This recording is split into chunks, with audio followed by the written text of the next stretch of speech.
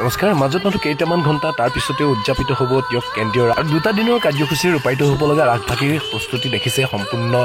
তুংগত উঠি আছে কৰ্মকৰ্তাসকলে সম্পূৰ্ণৰূপে ব্যস্ত আছে আৰু লগতে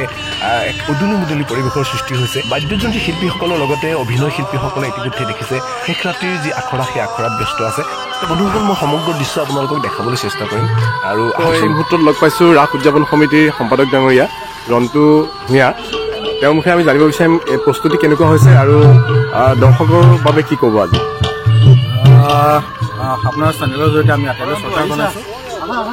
অহা কাইলৈৰ পৰা অৰ্থাৎ 28 আৰু 29 ডিচেম্বৰত আমি টিয়ক সন্মিলিত যুৱ সংঘৰ উদ্যোগত আৰু বৃহত্তৰ টিয়কবাসী ৰাইজৰ সহযোগত কেন্দ্ৰীয়ভাৱে শ্ৰীকৃষ্ণ ৰাসলীলা ভাগি আমি উদযাপন কৰিবলৈ আগবাঢ়িছোঁ কিছু দুদিনীয়া কাৰ্যসূচীত আমি সকলো ৰাইজৰ উপস্থিতি কামনা কৰিছোঁ আৰু প্ৰস্তুতি দেখিছে আজি আপোনাৰ আমাৰ মঞ্চ আৰু মণ্ডপৰ কামখিনি সমাপ্ত হৈছে আমাৰ অলপ কাম বাকী আছে আমাৰ ডেকৰেশ্যনৰ কামখিনি ইতিমধ্যে সমাপ্ত হৈছে আমাৰ মূল তৰণ ভাগি এতিয়াও হোৱাকৈ অলপ পাছতে এইখিনি সম্পূৰ্ণ হ'ব অৰ্থাৎ অহা কাইলৈৰ পৰা 28 তাৰিখৰ পৰা ৰাইজে দেখিবলৈ পাব টিয়ক কেন্দ্ৰীয় ৰাস মহোৎসৱৰ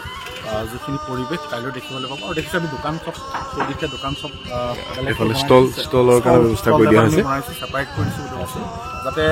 কাৰো অসুবিধা নহয় মানে আৰু দেখিছোঁ আমি পতাকা উত্তোলনৰ কাৰণে এটা চব বস্তু আমি ঠিক ঠাক কৰি দিছোঁ আৰু ইয়াত এটা আচলতে কথা হ'ল আমি গাড়ী পাৰ্কিঙৰ কোনো ব্যৱস্থাই কৰা নাই গাড়ীসমূহ আমি ৰাস্তাৰ কাষত সকলোকে ৰখাবলৈ অনুৰোধ জনাইছোঁ যিহেতু পাৰ্কিঙৰ সমস্যা এটা সৃষ্টি হ'ব পাৰে সেইকাৰণে আমি ইয়াত গাড়ী ঘূৰাটো একেবাৰে নিষিদ্ধ কৰি থৈছোঁ নিশ্চয়কৈ যোৱা বৰ্ষতো টিয়ক কেন্দ্ৰীয় ৰাস উদযাপন কৰা হৈছিলে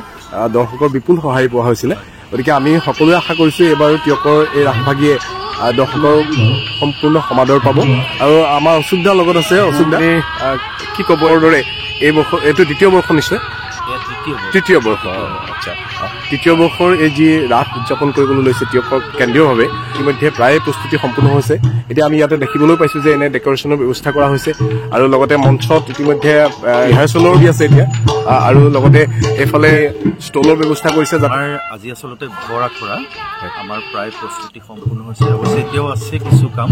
আমাৰ মূল তোৰণখনৰ কাম এতিয়া চলি আছে ইতিমধ্যে বাকীখিনি প্ৰায় প্ৰস্তুতি হৈছে আৰু মঞ্চতীয়া শিল্পীসকলে আখৰাৰ কাৰণে সাজু হৈছে আৰু সুন্দৰকৈ মণ্ডপটো সজাবলৈ চেষ্টা কৰা হৈছে আমি সকলো দৰ্শকৰ উপস্থিতি বিচাৰিছোঁ আহক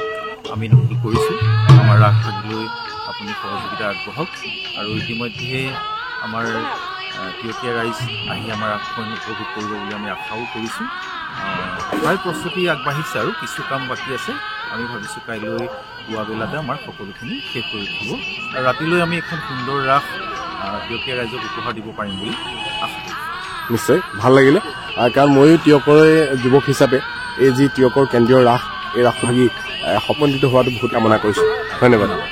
তো বন্ধুসকল বৰ্তমান গোপবালকসকলৰ আখৰা চলি আছে মঞ্চত গতিকে আহকচোন কিছু আখৰাৰ বুজ লওঁ যিসকলে ভিডিঅ'টো চাই আছে সকলোকে মই অনুৰোধ জনাইছোঁ ডিকেএছএফ চেনেলটো ছাবস্ক্ৰাইব কৰি ৰাখিব যাতে পৰৱৰ্তী সময়ত লীলাৰ দৃশ্যখিনি মই দিবলৈ চেষ্টা কৰিম গতিকে চেনেলটো ছাবস্ক্ৰাইব কৰি ৰাখিলে আপোনালোকে নটিফিকেশ্যন লাভ কৰিব আৰু সমগ্ৰ দৃশ্যখিনি উপভোগ কৰিব পাৰিব আহকচোন আমি আখৰাৰ কিছু